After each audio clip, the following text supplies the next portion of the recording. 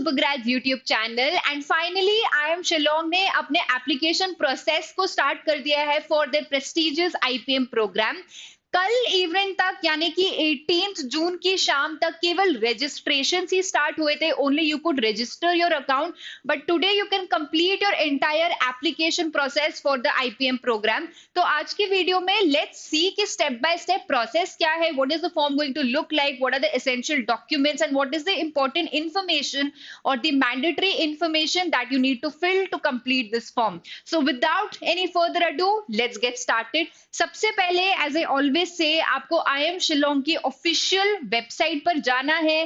The URL link is given over here. जैसे ही आप एडमिशन टैब पर होवर करोगे, यू कैन सी नीचे स्क्रॉल करके एप्लीकेशन फॉर्म के अंदर click here to apply now का बटन एक्टिव हो चुका है and this is where you will click to start your application or form filling process. So before the application you have to register your account first. सिर्फ यहीं तक का process कल evening तक हो रहा था, तो हम पूरा स्टार्टिंग से देखते हैं कि रजिस्ट्रेशन एंड एप्लीकेशन प्रोसेस दोनों आपको कैसे कंप्लीट करना है। सो सबसे पहले you will register yourself. To complete your registration, simply you have to type in your name, your mobile number, you have to mention कि कौन से स्टेट एंड सिटी से आप बिलोंग करते हैं, ये इंफॉर्मेशन आपको यहाँ पर टाइप इन करनी है। as well as you also have to type in your email ID। उसके बाद यहाँ पर आप सिलेक्ट करेंगे कि कौन से प्रोग्राम के लिए आप अप्लाई कर रहे हैं। There is only one option जो आपको ड्रॉप डाउन बटन में अवेलेबल होगा, that is the integrated program in management। after that you have to type in the captcha code जो यहाँ पर mention है। all these details, after you've typed in all these details, simply you have to click on this checkbox on the I agree button and finally आप register पर click करेंगे। तो एक बार फिर से देख लेते हैं। name टाइप इन करना है, ईमेल आईडी टाइप इन करना है, मोबाइल नंबर टाइप इन करना है, कौन से स्टेट एंड सिटी से आप बिलोंग करते हैं वो यहाँ पर मेंशन करना है। आप अपने प्रोग्राम को सिलेक्ट करेंगे। ऑलरेडी यहाँ पर लिखा है कि आईपीएम का एडमिशन 2025 के लिए ये रजिस्ट्रेशन टैब ओपन है, तो आपको एक ही ऑप्शन दिखेगा आईपीएम का। And after that you will type in the captcha code, select on this I agree checkbox and then click on register। Just इतनी सारी इंफॉर्मेशन टाइप इन करके आपका रजिस्ट्रेशन कंप्लीट हो जाएगा। as soon as you click on the register button, एक verification का email जाएगा आपके रजिस्टर्ड ईमेल आईडी पर, उस ईमेल आईडी पर जो आपने इससे प्रीवियस स्टेप पर मेंशन किया था। So here it's giving me the message thank you for registering and verification link के थ्रू पहले मेरी ईमेल आईडी को वेरीफाई किया जाएगा एंड देन आगे जाकर मैं अपने फॉर्म फिलिंग के प्रोसेस को कंप्लीट कर सकती हूँ। सो इसके बाद आपको जाना है अपने जीमेल अकाउंट पर, जिस भी आईडी को आपने मेंशन किया था उसे ओपन करिए। You will find the IIM Shillong's email for the verification.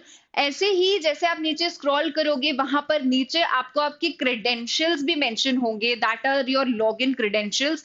So your email ID will be your user name and the password will also be given by them.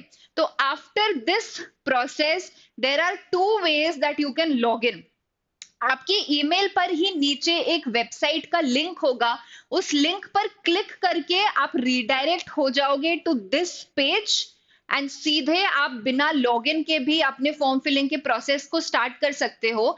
But अगर आपको आपके login credentials के through ही login करके form fill करना है, then email पे जो login credentials mentioned है उनकी डिटेल्स नोट डाउन करिए। Come back to this page, यहाँ पर अभी हम रजिस्ट्रेशन टैब में है। You have to click on the login tab.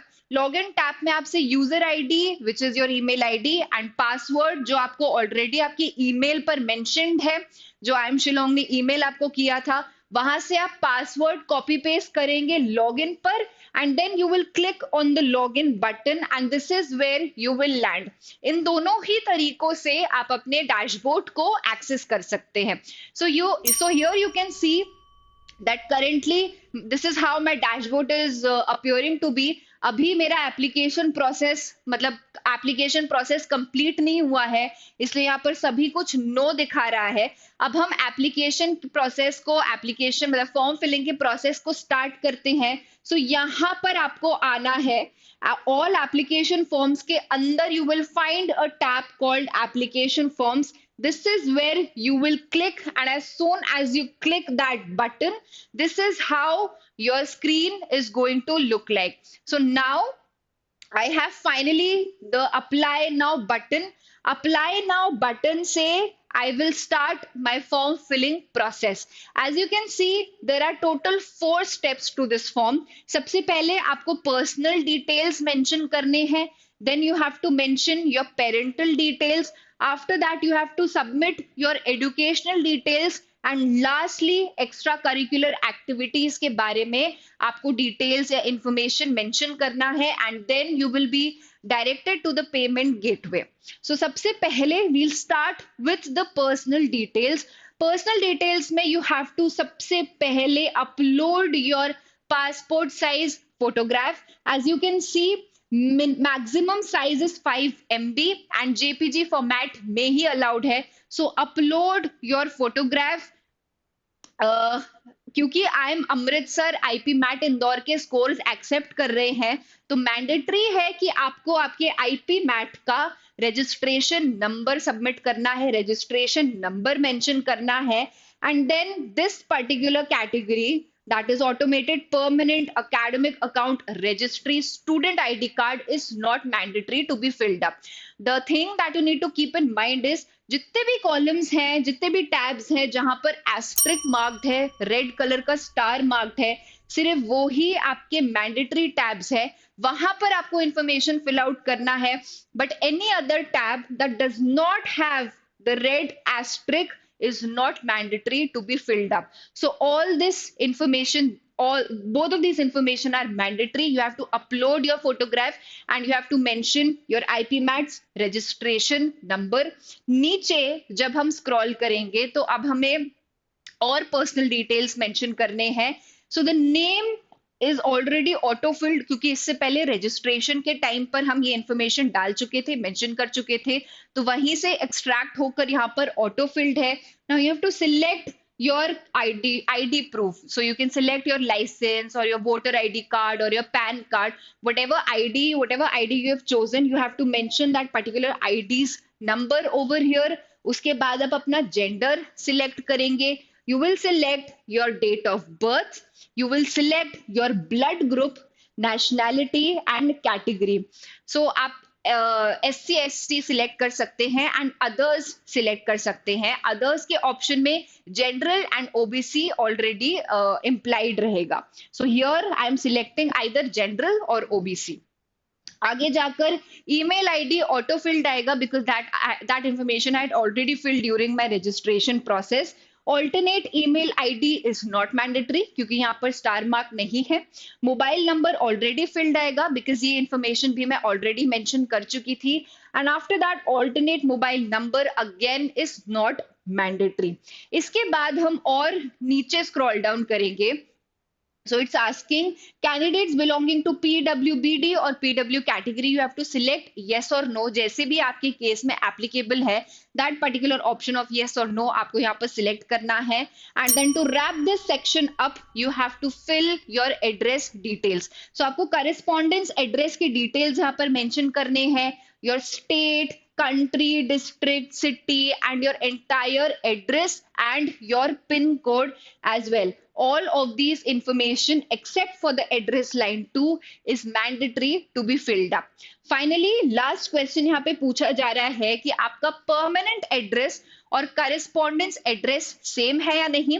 So in this case for this form filling video purposes I've selected yes. इसलिए मुझसे और कोई information नहीं पूछी जा रही है. पर अगर आपके केस में permanent address और correspondence address different है तो आप no select करिए एंड आगे आपसे permanent address की details भी मांगी जाएगी. So fill out the permanent address details if it differs from your correspondence address. So after filling out all these information, you have to click here on the next button. Next button पर click करने के बाद हम इस tab पर आ चुके हैं जहां पर हमें पेरेंट्स के डिटेल्स मेंशन करने हैं। We are done with personal details. अब पेरेंट डिटेल्स में देखते हैं। So you have to mention your father's detail first. आप अपने फादर का टाइटल चूज करेंगे। यहाँ पे 3 drop down buttons you will be getting and you can choose as applicable in your case. So I've selected Mr. here. Then यहाँ पर आपको आपके फादर का नेम टाइप इन करना है and then you have to select आपके father का occupation क्या है। अगेन यहाँ से ड्रॉप डाउन बटन में आपको काफी सारे ऑप्शंस दिखेंगे। प्राइवेट सेक्टर में है, पब्लिक सेक्टर में है, बिजनेस है and so many other options, agriculture, whatever is the case in whatever is applicable in your case, that particular option you have to select under father's occupation. After that जैसे ही और हम नीचे scroll down करते हैं, you have to mandatorily mention your father's mobile number. Then आप mention करेंगे कि is your father currently working or not. So you will select yes or no as in whatever choice is applicable in your case. Then you have to mention name of the company because इससे पहले मैंने यहाँ पर business select किया था, इसलिए यहाँ पर it's asking me name of the company and the designation. तो जो भी ये आपके पेरेंटल डिटेल्स हैं, आपके फादर के डिटेल्स हैं, your company and the designation, वो आपको यहाँ पर मेंशन करने हैं। And then similarly will be doing for mother's details as well. So you have to select your mother's title, Mrs. In this case, you will write the full name of your mother and again you will select कि आपके mother का occupation क्या है। बहुत सारे options मिलेंगे, home maker, business, public private sector etcetera. So what ever option is applicable for your mother, आप यहाँ पर उस ऑप्शन को सिलेक्ट करेंगे एंड देन अगेन यहाँ पर मैंडेटरीली आपको आपके मदर का मोबाइल नंबर भी मेंशन करना है। So both of your parents, I mean your guardians mobile numbers are mandatory to be filled in this application form. Finally you will select कि कौन से कि आपके फैमिली की एनुअल इनकम कितनी है। प्लीज मेक श्योर कि यहाँ पर आप सिर्फ डिजिट्स ही डालें, क्योंकि एनी काइंड ऑफ डेसिमल्स और एनी काइंड ऑफ कॉमास और any kind of written words will not be accepted. आप सिर्फ डिजिट्स में ही इस पर्टिकुलर कॉलम को फिल कर सकते हैं। तो जो भी आपकी फैमिली इनकम है एनुअली, आप यहाँ पर उसको डिजिट्स में मेंशन करिए। ये पूरे डिटेल्स एड ऑन करने के बाद you will click on the next button. Next button पर हम जैसे ही क्लिक करेंगे, हमारा सेकंड टैब कंप्लीट हो चुका है। Second column of parents details complete हो चुका है। Now we'll be starting with the educational details. Educational details में class 10th and class 12th के मार्क्स हमें यहाँ पर मेंशन करने हैं and also the year of passing and आपका स्कूल कौन सा था। तो स्टार्टिंग विथ क्लास 10th आप मेंशन करेंगे कि आपके स्कूल का नेम क्या था, कहाँ से आपने स्कूलिंग कंप्लीट करी है। यू विल मेंशन कि आपका अफिलिएटेड बोर्ड कौन सा था स्कूल के साथ, आप कौन से ईयर में क्लास 10th पास करे हैं। For majority of the students is 2023 this year. फिर आपको मेंशन करना है कि आपकी मार्किंग स्कीम क्या थी क्लास 10th में।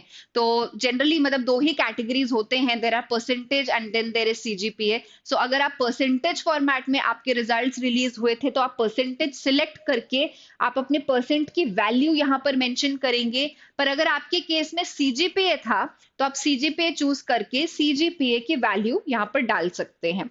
नीचे हम जब स्क्रॉल डाउन करेंगे, similar kind of information we have to add on for the class 12th as well.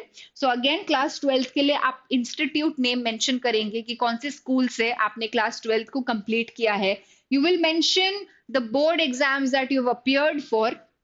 You will select your year of passing. For majority students it's going to be 2025 for this year. Result का status CBSE के लिए results have been out, so you can select declared and also awaited का भी option आता है।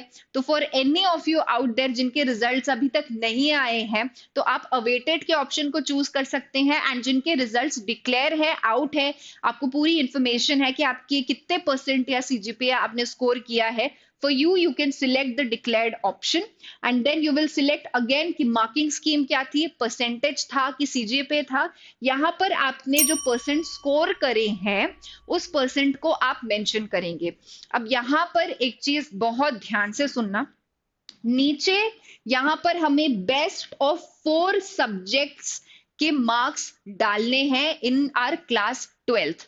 तो यहाँ पर जो परसेंटेज आप मेंशन करोगे ये आपका टोटल परसेंट है, मतलब मान लेते हैं कि आपके पास क्लास 12th में 5 सब्जेक्ट्स थे, तो ये आपके 5 सब्जेक्ट्स के परसेंटेज है, एंड यहाँ पर आपको सब्जेक्ट वाइज मेंशन करना है best of 4। Please make sure कि ये पर्टिकुलर टैब और बहुत केयरफुली फिल करें। कोई ऐसा सब्जेक्ट आप ना चूज कर ले जिसमें मार्क्स कम थे, और कोई ऐसा सब्जेक्ट ना रह जाए जिसमें ज्यादा मार्क्स थे, जो यहाँ पर फिल आउट हो सकता था, क्योंकि यहाँ पर ऑटोमेटिकली परसेंटेज कैलकुलेट की जाएगी।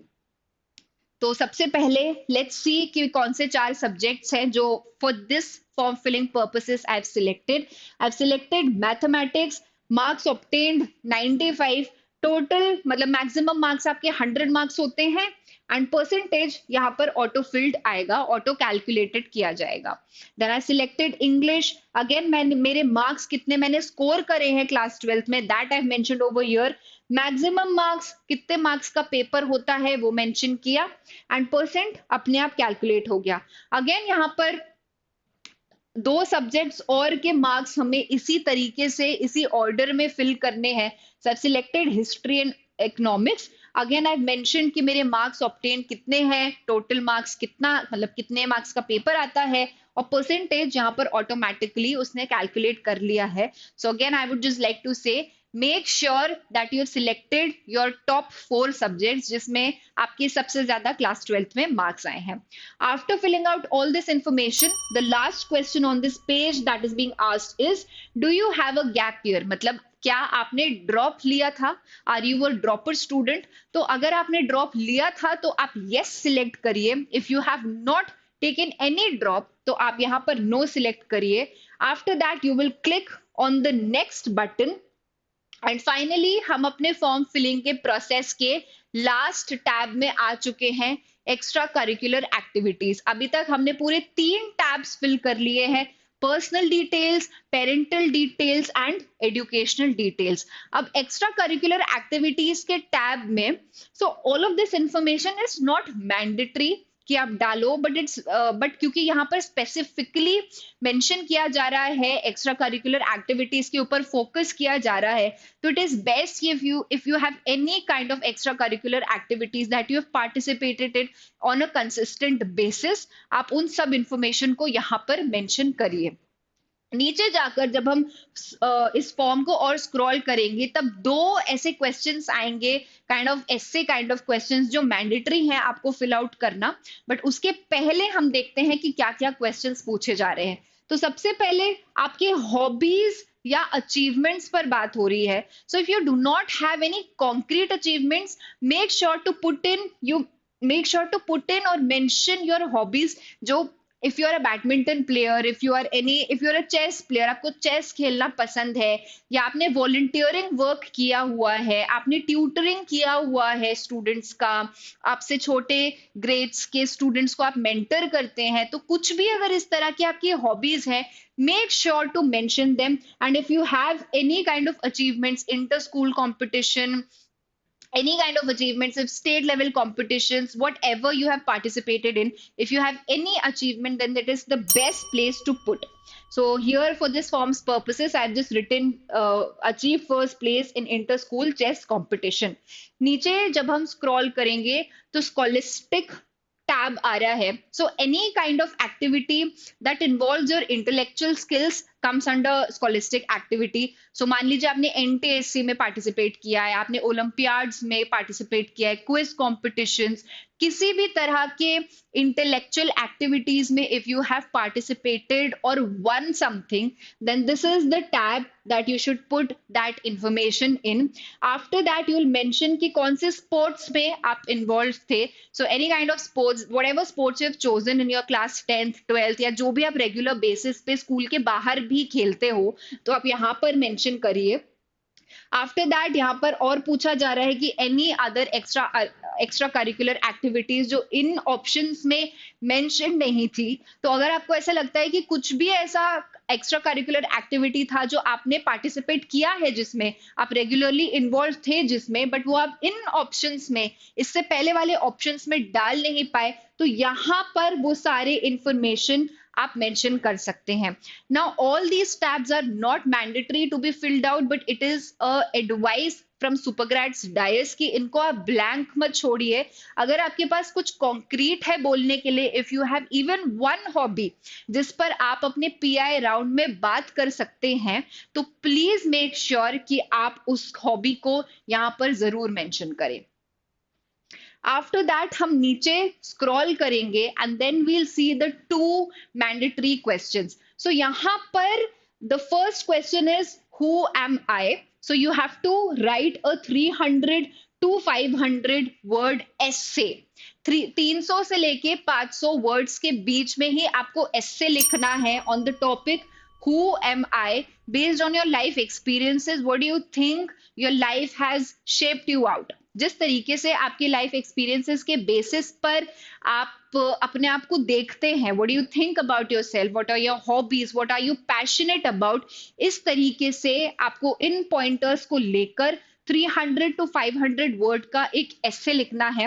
अब प्लीज यहाँ पर मेक श्योर करिए कि आप चैट जीपीटी या किसी भी तरह के AI टूल से इस एसे को ना लिखें in both of these questions, because यहाँ पर मैंडेटरीली मेंशन्ड है कि this should be an original right up by the candidate. आप चैट जीपीटी से या किसी भी AI टूल से हेल्प ले सकते हैं. आप जरूर पॉइंटर्स मांग सकते हैं कि help me frame this out, तो वो एक स्ट्रक्चर आउटलाइन आपको मिल सकता है कि किस तरीके से आप अपने आंसर को फॉर्म करो. बट इट इज बेस्ट कि ये पूरा राइटअप आपके थ्रू ऑथेंटिक हो.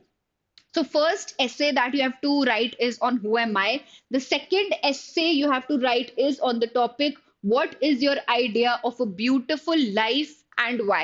दोबारा 300 to 500 words का essay आपको mention करना है. Under this category, मतलब एक्स्ट्रा करिकुलर टैब की कैटेगरी में सिर्फ यही दो क्वेश्चंस हैं जो मैंडेटरी हैं. All these questions are not mandatory to be filled, but it is an advice from our Supergrads Dias कि आप इन टैब्स को खाली ना छोड़े, इन टैब्स को जरूर भरे. So after writing or filling both of these tabs, now finally you will click on the next button. Next button पर क्लिक करने के बाद डेक्लेरेशन का टैब पर हम आ चुके हैं. हमारा जो फॉर्म फिलिंग का प्रोसेस था ऑलमोस्ट कंप्लीट हो चुका है. जितने भी डिटेल्स थे वो हमने सब भर दिए हैं.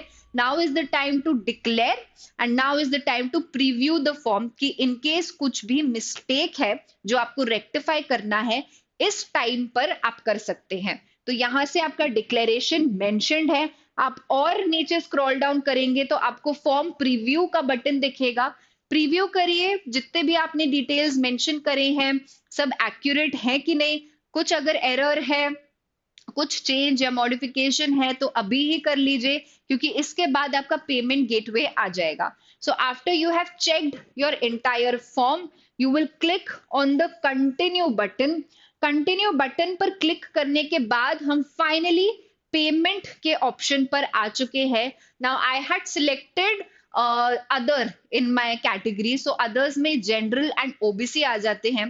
तो जनरल एंड ओबीसी के लिए फॉर्म फिलिंग की प्राइस है 2000 rupees and for SC ST and EWS candidates it is 1000 rupees. तो क्योंकि मैंने अदर चूज किया था इसलिए my charges are being displayed as 2000 and these are extra charges which I have to which have been added to my total payment, और उससे मेरा total payment, total amount आ चुका है.